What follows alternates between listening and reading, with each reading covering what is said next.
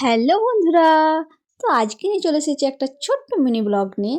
তো সকালবেলা উঠে আমার সবচেয়ে বিরক্তিকর কাজটাই থাকে এই মশারি আর বিছানা গোছানো। তার ওপর আবার এখন শীতকাল, মানে ধরো আমাদের ঢাকা থাকে, ছেলের ঢাকা থাকে, এগুলো গুছোতে গুছোতে একদম যেন আধ ঘন্টা পুরো লেগেই যায়। ছেলে না ওঠা পর্যন্ত তো আমি এই বিছানাটা গোছাতে পাই না।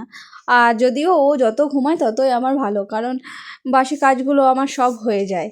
তাই বরমশাই তো সকালবেলায় উঠে চলে যায়, আর আমি ওঠার পর ওকে একটু ঘুম পাড়ানোর চেষ্টা করি যাতে ও একটু ঘুমোয় আর আমি বাকি কাজগুলো করে নিতে পাই। আর এটা হয়ে গেলে এই ঘরটা একটু মুছে নিই। বিয়ের আগে দেখতাম মা এই কাজগুলো সব করতো, কিন্তু কখনো একটু ভাবিনি যে মায়ের হাতে একটু হাত লাগায়।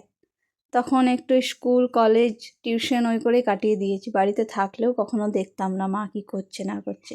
কিন্তু এখন দেখো, মেয়েদের জীবনটাই হয়তো এরকম, বিয়ের পর না চাইলেও করতে হয়। তারপর একটা বাচ্চা হওয়ার পর আমি এখন বুঝতে পেরেছি, আমার যতই শরীর খারাপ থাকুক না কেন, আমাকে উঠতে হবেই, মনের জোর দিয়ে আমাকে উঠতে হবে। কারণ আমি না উঠলে ওই ছোট্ট শিশুটাও যেন সকালবেলা খাবার পাবে না। তাই মা হওয়ার পরই আমার মায়ের কষ্টটা যেন আমি দ্বিগুণভাবে বুঝতে পারছি। তাই তোমাদের যাদের বিয়ে হয়নি, প্লিজ তোমরা মায়ের হাতে হাত লাগিয়ে একটু কাজ করো। কারণ এমন একটা সময় আসবে যখন তোমরা চাইবে মায়ের সাথে একটু হাতে হাত লাগায়, কিন্তু তাও তখন তোমরা পারবে না।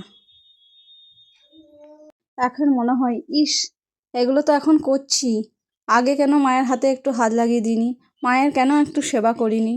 খুব ইচ্ছা করে এখন করতে, কিন্তু কোনো উপায় নেই। হয়তো খুব জ্বর হলে 5 দিন 6 দিন থাকতে পারবো, তার বেশি তো নয়। এদিকে দেখো আমার ঘরটাও মোছা হয়ে গেল। এবার আমি একটু চা বিস্কুট খেয়ে নিলাম।